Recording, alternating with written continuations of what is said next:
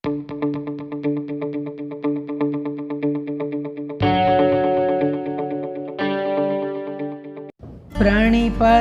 वर्धमानं प्रश्नोत्तररत्नमालिकां वक्ष्ये नागनरामरवन्द्यं देवं देवाधिपं वीरम। बोलिए पंच परमेष्ठी भगवान की जय।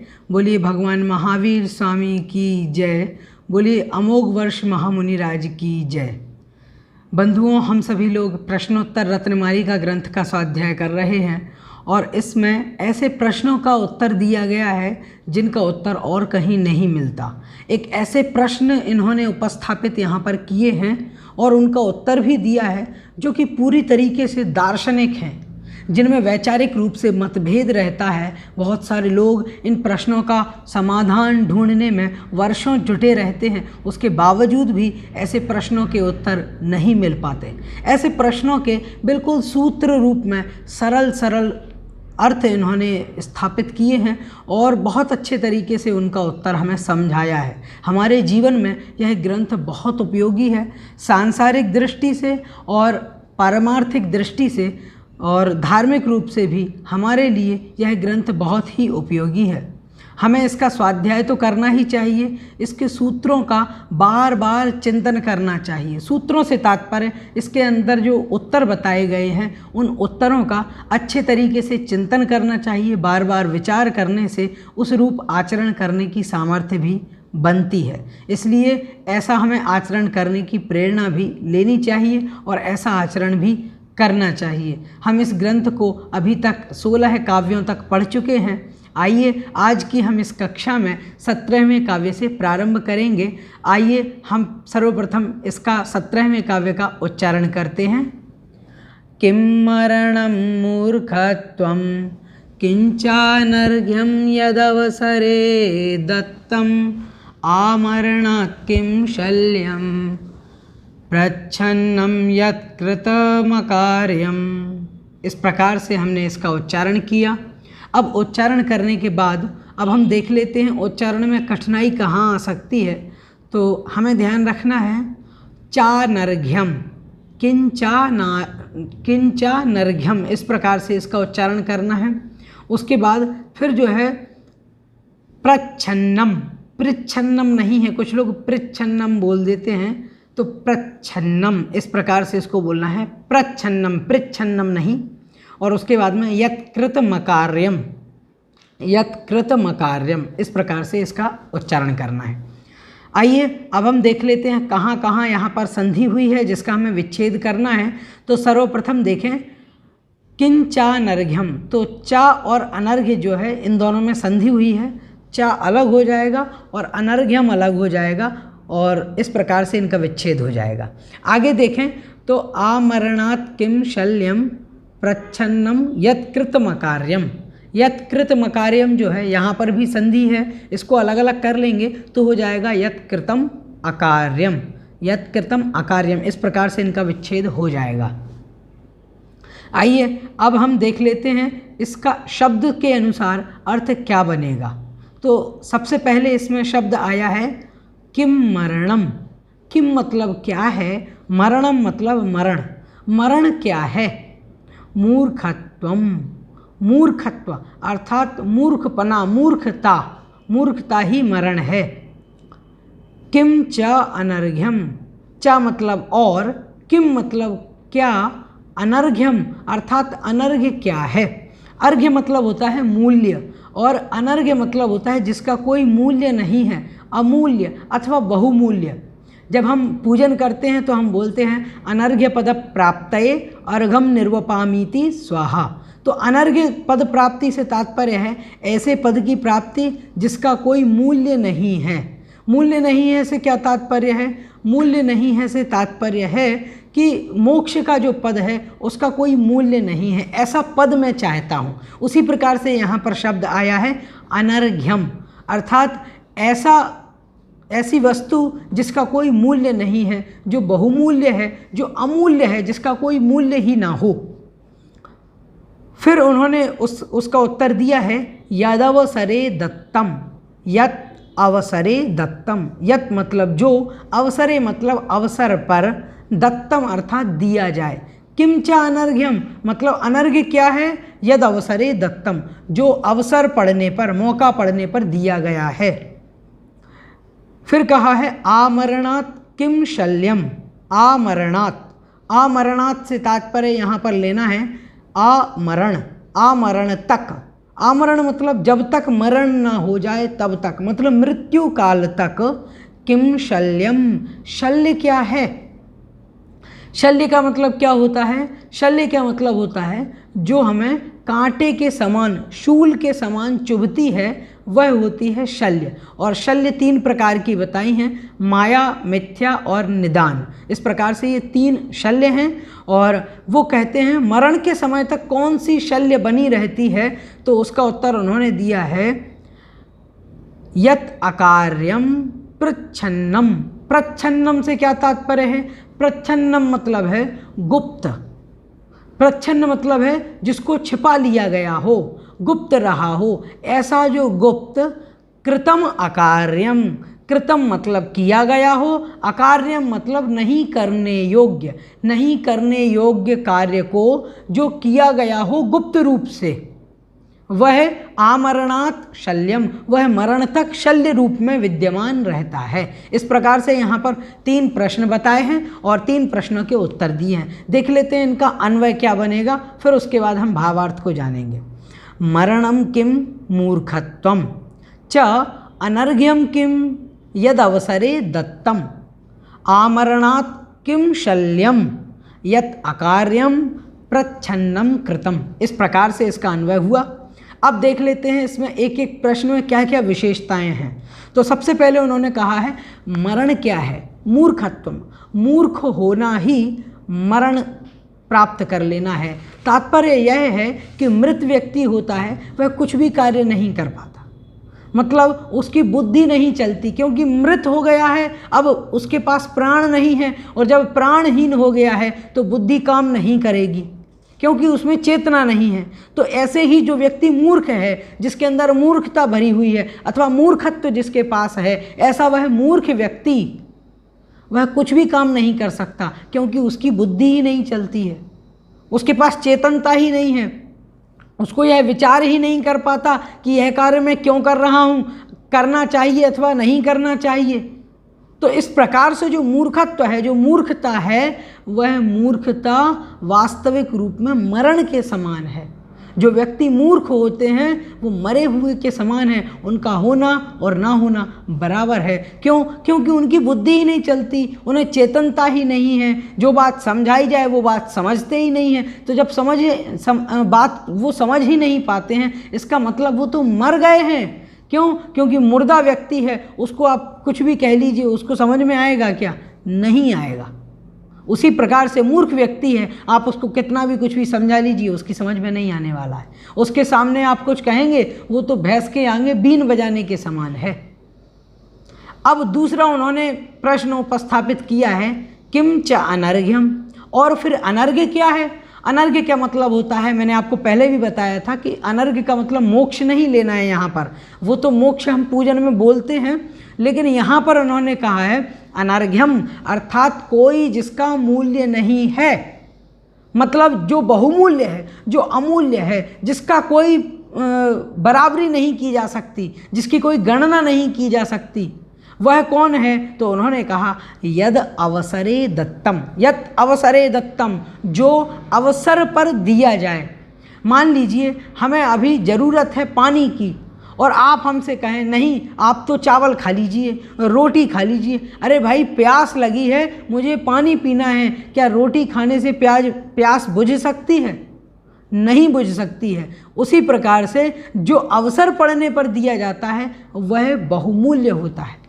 हमने बहुत सारी जो कहानियाँ हैं उन कहानियों में भी सुना हुआ है, जो बचपन में कहानियाँ सुनी हैं उनमें बहुत सारे स्थानों पर ऐसा प्रसंग आता है कि राजा जंगल में अकेला पड़ गया और फिर किसी व्यक्ति ने उसको 1 गिलास पानी पिला दिया तो उसने कहा मैं तुम्हें अपना आधा राज्य देता हूँ। क्यों?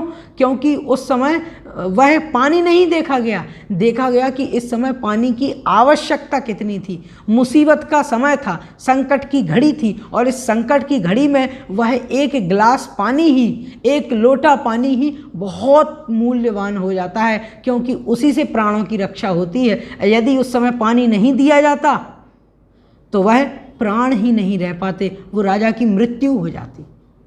तो इस प्रकार से समझना यह है कि जो अवसर पड़ने पर दिया जाए वह बहुमूल्य होता है। हमें भी ध्यान रखें और दूसरों को भी ध्यान रखना चाहिए कि जब हम किसी को कुछ दें तो हम उसे अवसर के समय पर दें। ऐसा नहीं समय व्यतीत हो गया और उसके बाद में फिर हम उसको दे रहे हैं तो उसका कोई मतलब नहीं है। एक भजन भी बहुत अच्छा है, कभी प्यासे को पानी पिलाया नहीं, बाद अमृत पिलाने से क्या फ़ायदा।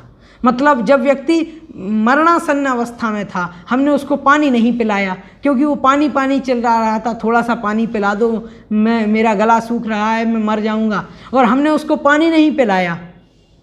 अब उस समय जब हमने पानी नहीं दिया और उसने प्राणों को छोड़ दिया, वो मृत हो गया, और मृत्यु के बाद में फिर हम उसको अमृत भी पिलाएंगे तो वो कार्यकारी नहीं है, क्योंकि उसने तो प्राण ही छोड़ दिए। जब प्राण थे तब तो हमने उसे पानी पिलाया नहीं, और बाद में फिर हम अमृत पिला रहे हैं तो कोई बड़ी बात नहीं है।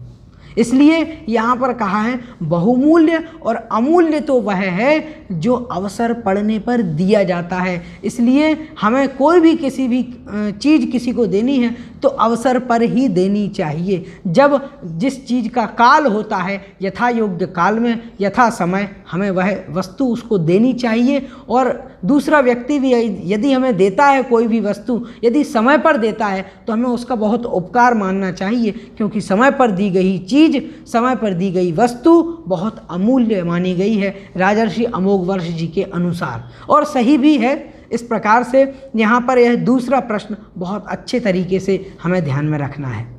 अब तीसरा जो प्रश्न है वह और महत्वपूर्ण है, और उसमें कहा है मरण समय तक शल्य क्या रहती है।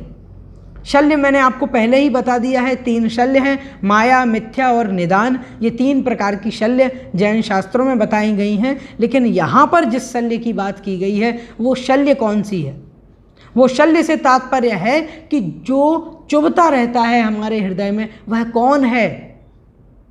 जो हमने गुप्त रूप से जो कार्य किया है, प्रच्छन्नम यत अकार्यम कृतम, जो अकार्य किया गया है प्रच्छन्न रूप से, गुप्त रूप से, सबसे छिपा करके हमने अकेले में कभी कोई कार्य किया है, वह हमें मरण समय तक चुभता रहेगा कांटे के समान। मरण के अंतिम समय तक ऐसा चुभता रहेगा। यह इन्होंने बहुत अच्छे तरीके से बताया है। हम किसी के साथ मायाचारी कर लें, गुप्त रूप से कुछ भी करें, तो वह हमें ऐसा लगता है कि अभी कोई नहीं देख रहा है, मैं तो यह कार्य कर लूँ, यह तो भले ही गलत कार्य है लेकिन कोई क्या कहेगा मुझसे। लेकिन नहीं, दूसरा कहे उसका दुख तो बहुत थोड़ा सा होता है और थोड़े समय तक के लिए होता है, लेकिन वास्तविक रूप में जो हमें अपने अंतरंग से जो आवाज़ उठती है और वो कहती है तुमने ये कार्य गलत किया है, तो वह बात जो है, वह जो आवाज़ है, वह हमें हमेशा दुखदायी हो जाती है। इसलिए सदैव ध्यान रखना है कि हम कोई भी कार्य ऐसा ना करें जो हमें मरण के अंतिम समय तक शल्य के समान चुभता रहे। हमेशा ऐसा प्रयास करें कि हम कोई भी कार्य ऐसा न करें अपने पूरे जीवन में जो हमें मरण के अंतिम समय तक शूल के समान चुभता रहे, शल्य के समान चुभता रहे। इस प्रकार से यहाँ पर 3 प्रश्न और उनके उत्तर बहुत महत्वपूर्ण हमारे जीवन में हैं। हमें इनको समझना और जानना चाहिए। आइए अब हम 18वें पद्य की ओर बढ़ते हैं और 18वें पद्य के अर्थ को जानते और समझते हैं। आइए सर्वप्रथम इसका हम उच्चारण करेंगे। कुत्र विधेयो यत्नो विद्याभ्यासे सदौषधे दाने अवधीर्णा क्व कार्या खलपरयोषित परधनेषु। इस प्रकार से इसका उच्चारण हुआ। अब यहाँ पर देखना हमें यह है कि कहाँ पर हमें उच्चारण में गलती हो सकती है। तो विद्याभ्यासे जो है, कुछ लोग विद्याभ्यासे बोल देते हैं। विद्या है, विद्या नहीं। आपने सुना होगा कुछ लोग विद्या सागर, जो हमारे आचार्य भगवंत विद्यासागर जी महाराज हैं, उनका नाम कुछ लोग विद्यासागर बोलते हैं। अरे विद्यासागर नहीं है, विद्यासागर है, ध्या नहीं है, द्यासागर। इस प्रकार से महाप्राण नहीं करना है, अल्प प्राण ही रहना है, इसको ज़्यादा जोर नहीं देना है। अब देखें, विद्यालय को कुछ लोग विद्यालय बोल देते हैं, विद्यालय नहीं है, वह विद्यालय है। इसलिए यहाँ पर विद्याभ्यासे इस प्रकार से आपको उच्चारण करना है। बाद में देखें तो खल पर योषित पर धनेषु, इस प्रकार से इसको 1-2 बार बोलेंगे, आपका उच्चारण अपने आप ठीक हो जाएगा। यदि फिर भी आपको उच्चारण में शंका रहती है तो आप हमारे इस उच्चारण को थोड़ा सा पीछे जाकर 2-3 बार सुन सकते हैं, जिससे आप साथ में उच्चारण भी करें, जिससे आपका उच्चारण एकदम अच्छा हो जाएगा। आइए अब हम देख लेते हैं यहाँ पर कहाँ कहाँ संधि हुई है। तो यहाँ पर देखें तो खल परयोषित पर धनेषु जो है, इसको हमें देख करके लग रहा है कि यहाँ पर संधि हुई है, लेकिन वास्तविक रूप में यहाँ पर संधि नहीं है। यह एक समस्त पद है, एक साथ लिखा गया है, लेकिन यहाँ पर संधि नहीं है। और विशेष बात यह है कि यहाँ पर जो है विशेष रूप से कहीं संधि नहीं है। यत्नो विद्याभ्यासे जो दिया है उसमें एक जगह स्वादि संधि है, यत्नः और विद्याभ्यासे, इस प्रकार से यहाँ पर हमें समझना है। और विधेयो यत्नो है, वहाँ पर भी स्वादि संधि कह सकते हैं, विधेयः और यत्नः, इस प्रकार से ये समझना है। बाकी विशेष कोई अलग से संधि यहाँ पर नहीं है। अब देखें इसका अर्थ क्या बनेगा, एक एक शब्द का हम अर्थ देखते हैं। कुत्र विधेयः यत्नः, कुत्र मतलब कहाँ पर, विधेयः मतलब करना चाहिए, यत्नः मतलब यत्न अथवा प्रयत्न अथवा प्रयास। विद्याभ्यासे सदौषधे दाने, विद्याभ्यासे मतलब विद्याभ्यास में, विद्या के अभ्यास में। विद्या मतलब पढ़ाई और अभ्यास मतलब उसका निरंतर अभ्यास करना। तो निरंतर विद्याभ्यास में लगे रहना, पठन पाठन में लगे रहना। सदौषधे दाने, सदौषधे दाने जो है तो सद मतलब अच्छी, औषधे मतलब औषधियों के, दाने अर्थात दान में। यहाँ पर 2 अर्थ लिए जा सकते हैं। पहले तो दाने मतलब दान करने में, और सदौषधे मतलब सही सही जो अच्छी अच्छी औषधियाँ हैं, इन औषधियों की खोज में, औषधियों का निर्माण करने में। तो इसमें 3 इसके उत्तर हो सकते हैं। जैसे इन्होंने प्रश्न किया है प्रयत्न कहाँ करना चाहिए, तो 3 उत्तर बन जाएंगे। पहले तो विद्या के अभ्यास करने में, अच्छी अच्छी औषधि जो गुणकारी और लाभकारी हैं उन औषधियों की खोज में, उन औषधियों के निर्माण में, और दान करने में। ऐसे 3 इसके उत्तर बन सकते हैं। दूसरा यही भी बन सकता है, 2 उत्तर बन सकते हैं कि विद्याभ्यासे विद्या के अभ्यास में, और सदौषधे दाने जो सही औषधियाँ हैं, जो अच्छी औषधियाँ हैं, उन औषधियों के दान करने में। तो दोनों ही अर्थ यहाँ पर गम्यमान हो सकते हैं, हमें इसमें चिंता नहीं करनी है। तो इस प्रकार से यहाँ पर बताया है पहला प्रश्न। उसके बाद में फिर दूसरा प्रश्न उन्होंने यहाँ पर पूछा है दूसरी पंक्ति में, अवधीर्णा क्व कार्या। अवधीर्णा मतलब होती है अपमान करना। अवधीर्णा से तात्पर्य है तिरस्कार करना, उपेक्षा करना। क्व कार्या, क्व मतलब कहाँ पर, कार्या मतलब करनी चाहिए। उसके बाद में फिर खल पर योषित पर धनेषु, यहाँ पर उत्तर दिया है। खल मतलब दुर्जन लोग हैं, बुरे लोग हैं, ऐसे बुरे लोगों की। और परयोषित, योषित मतलब होती है स्त्री, महिला, और पर मतलब दूसरे की स्त्री मतलब पर स्त्री, और धनेषु मतलब धन में। और कैसा धन, तो उन्होंने कहा है पर धनेषु मतलब पर धन में, मतलब दूसरे के धन में हमें अवधीर्णा करनी चाहिए, अर्थात तिरस्कार करना चाहिए। इस प्रकार से यहाँ पर 2 प्रश्न उपस्थापित किए हैं और दोनों प्रश्नों का उत्तर दिया है। एक बार अन्वय देखेंगे, फिर पूरा हम अर्थ देखेंगे। अब देखें यहाँ पर कहा है कुत्र विधेयो यत्नो, तो यत्नः कुत्र विधेयः सदा विद्याभ्यासे औषधे दाने अवधीर्णा क्व कार्या खल परयोषित पर धनेषु। इस प्रकार से यहाँ पर इन्होंने बताया है। अब देखें यहाँ पर क्या कहा है, तो देखें प्रयत्न कहाँ करना चाहिए। प्रयत्न हमें कहाँ करना है, तो उन्होंने कहा है विद्याभ्यासे सदौषधे दाने, जो अच्छी औषधियाँ हैं उन औषधियों के दान करने में। अब अच्छी औषधियों से क्या तात्पर्य है? देखिए, औषधियाँ दो प्रकार की होती हैं, एक तो अच्छी और दूसरी बुरी। जैसे मान लीजिए हमें इस समय गर्मी का समय है और गर्मी के समय में मैं यदि आपको कोई ऐसी औषधि दे दूं जो गर्मी को बढ़ाने वाली हो, उससे क्या होगा? आपका स्वास्थ्य खराब हो जाएगा, शरीर बेकार हो जाएगा, शरीर उस अनुरूप काम नहीं करेगा। जैसी ऋतु है उस ऋतु के अनुसार हमें औषधि देनी है। कुछ ऐसी भी औषधि होती हैं जो व्यक्ति के लिए खराब हैं। मान लीजिए आपको कोई बीमारी हो गई है और हम उसके अनुरूप नहीं दूसरी कोई औषधि दे दें तो वो आपके लिए जहर के समान हो जाएगी, आपके रोग को और बढ़ा सकती है। ऐसी औषधियाँ भी नहीं देना चाहिए और ऐसी औषधियाँ भी नहीं देना है। तो इसलिए यहाँ पर उन्होंने कहा है सदौषधे दाने, अर्थात सही सही जो औषधियाँ हैं उन औषधियों के दान में।